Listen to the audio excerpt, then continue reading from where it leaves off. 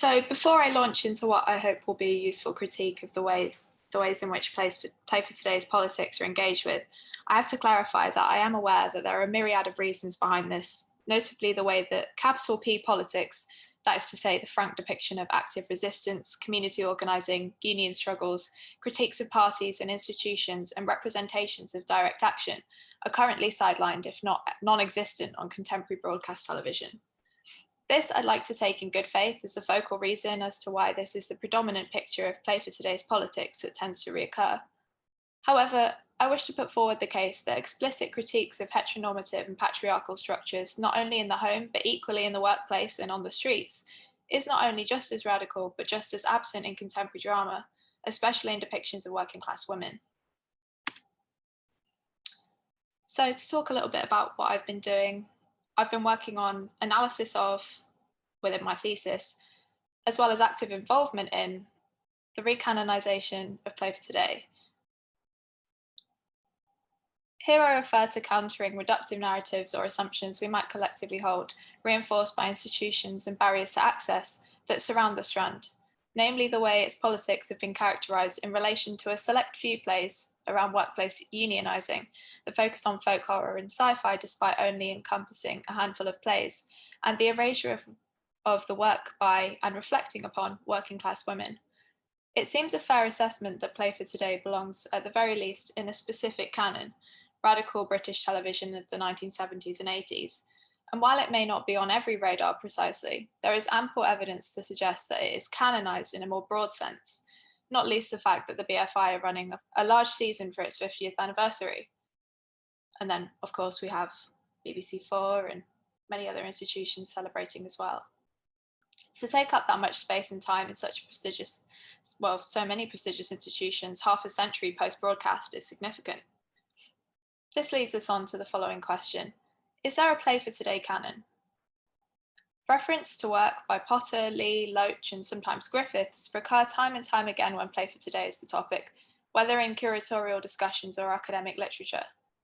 Are these writers household names whose plays were remembered because of what they went on to do after Play for Today?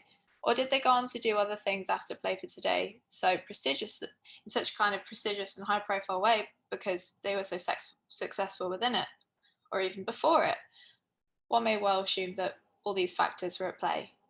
Thus, we might accept these, in inverted commas, serious, often political, male-dominated plays as the dominant image of Play for Today, following on from the Wednesday play's notoriety as a boys' club, though I would argue that this is a reductive view which does a disservice both to the breadth of these strands, particularly Play for Today, and more importantly perhaps a disservice to the numerous talented women writers involved. But if we're to discuss the work that is marginalised in discussions about the Strand, I suggest that first we must address the work which are privileged to. Abigail's Party appears, as demonstrated in Drama Out of a Crisis, John Wyver's documentary that showed on BBC4 on Monday. For those of you that haven't watched it, I would suggest doing so because it's brilliant. As somewhat of an iron lung to Mike Leigh, but I'm not in the business of putting the play down. In actual fact, I happen to think that it can be read as a crystallization of the studio play. The small space in which it is filmed encapsulates such a range of emotions, tensions, sensations, and affects throughout its course.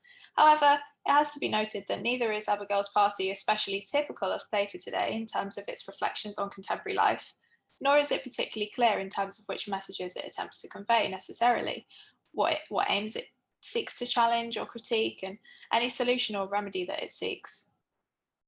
Though the play can be seen as offering somewhat of a reflection on the hollowness of social aspiration in pre-Thatcherite Britain, it doesn't do this with exceptional directness when compared with other works under the Play for Today banner. Many have wondered, thus, what makes Abigail's Party such a focal point of interest for those looking back.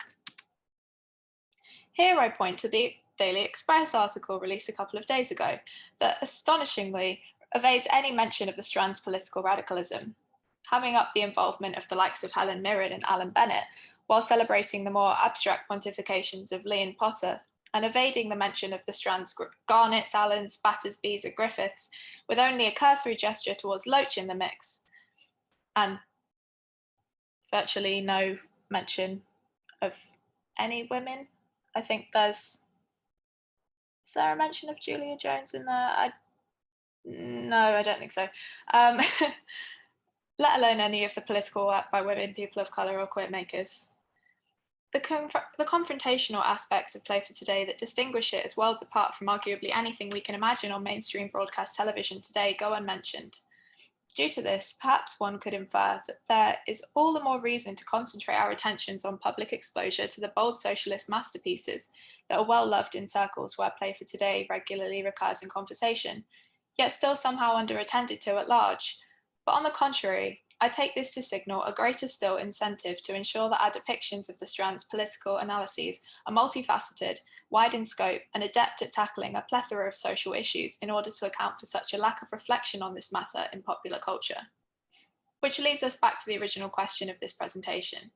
Even still, those creatives, the Strands, Griffiths, and Allens, get an undeniable share of the representation, be it via DVD release, and here it must be noted that 20% of the plays are available on DVD currently, before the BFI box set, none of which are written or directed by women, as well as in repeats and mentions in the history books and so on.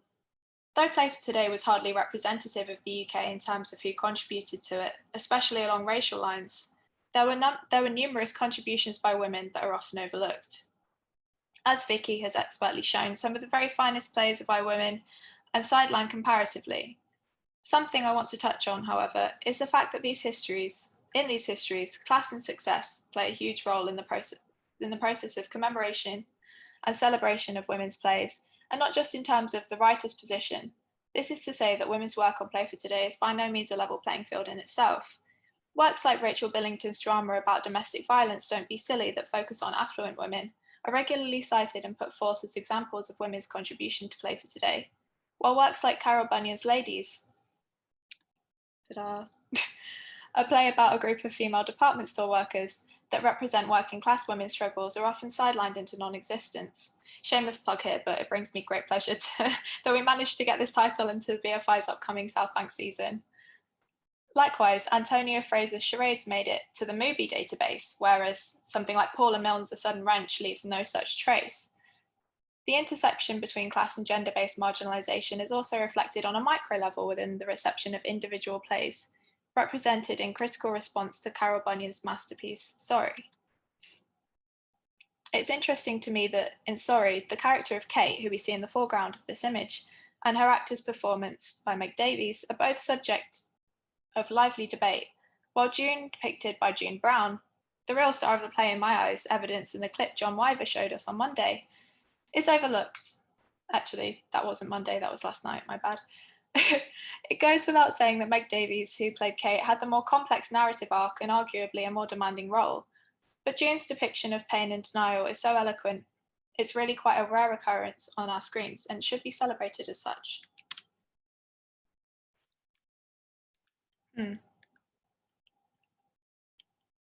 Okay, I'm missing an image, but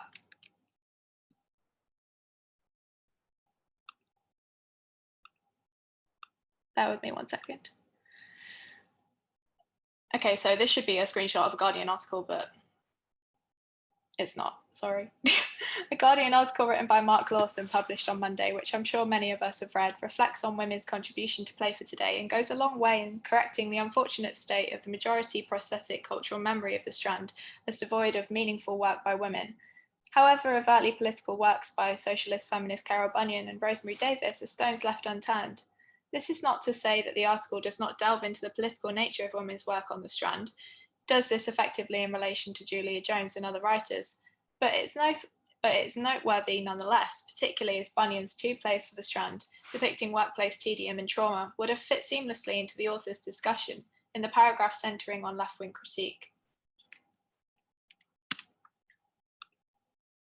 More generally speaking, it also does a disservice to the women involved in Play for Today to focus so reductively on writers.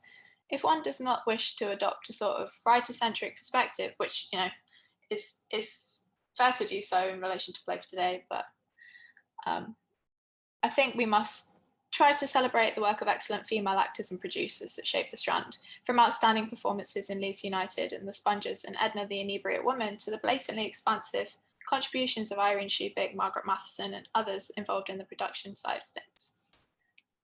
But beyond representation politics, I'm interested in the aesthetic disparity in plays that seem to dictate, or at least inform, what is and isn't canonised. Here I want to discuss the work of Colin Welland and his numerous contributions to the Strand. From the delicate introspection of Kisses at 50, providing an unglamorous yet heartfelt account of desire, marriage, and masculinity, to a personal look at the troubles in Your Man from Six Counties and the wonderful Leeds United, a powerful story of women taking industrial action, Welland's work is consistently multifaceted and marries hard-hitting leftist analysis with delicate, precise, and effective characterization. The fact that his name scarcely recurs when Play for Today is motioned towards is of interest to me, and I hope that we hear lots more about him at the symposium. But I have thought a lot about why this might be. Before I explore these, though, it's important to recognise that Welland is by no means the least celebrated artist working on Play for Today. He's somewhat of a household name, which I suppose can largely be chalked up to Z-Cars and Chariots of Fire. However, I think it's worth attending to a lack of, for example, academic work reflecting on his career, or more serious attention to his incredible impact on the Strand, given the sheer volume of plays he was involved in. I also think, from Tom's really useful graphic earlier, it shows that his work on Play for Today wasn't really given the recognition it deserved. First of all, the absence of Welland's celebration in retrospective conversations about the Strand fits into my notion that Play for Today's politicalness has historically been characterised in this straightforward way that locates social realism featuring a northern, young, white, working-class man as the centre of the story, following his struggles in the workplace. Welland's work deviates from this format, if not always radically, at least insofar as a lot of its crowning moments exist beyond this paradigm. Secondly, I think the sheer emotion of his work, often derided by his contemporary critics as sentimental or soppy, lacking substance, could have sabotaged his chances. Luckily for us as 2020's audience to Welland's work, we can hopefully acknowledge the strength in this and the validity of exploring the interpersonal relationships between characters as something worthwhile in itself and also deeply political. On Monday, John Wyver's documentary broadcast on BBC4, and John made the very important recognition that Play for Today locates the personal as political, and Welland did this expertly. The tenderness with which he approached the troubles in Your Man from Six Counties and personifying many painful tendencies and dances with death is incredibly admirable. Here we might compare the work of Dennis Potter, who has been heralded as one of television's greats, both within and outside of Play for Today, and ask why Potter's philosophical pontificating, or indeed, as the latter point I was making suggests, Loach's realism, might be remembered favourably when compared to Welland's arguably equally sophisticated work that deals more profoundly in the realm of human feeling in an overt way. This failing allows us to think through some of the issues in television history and production, not only in terms of an overall aesthetic interest in the Strand, but also from a feminist perspective, I think. It is my belief that Play for Today's strengths lie just as much in its political convictions as within its formal experimentation and opportunity for budding creatives. Thus, it is a great shame, but no real surprise, that accounts of its 50th birthday can attempt to legitimise a rewriting of history that posits its successes as the ability to produce, in scare quotes, serious television or noteworthy programming. In other words, television you wouldn't know was television at all. What made the Strand so unique and spectacular to me was its televisuality, the co-presence it afforded millions and its unabashed incidental exposure that never saw its plays diminishing themselves or neutralising their politics for their large audiences or prestigious institution.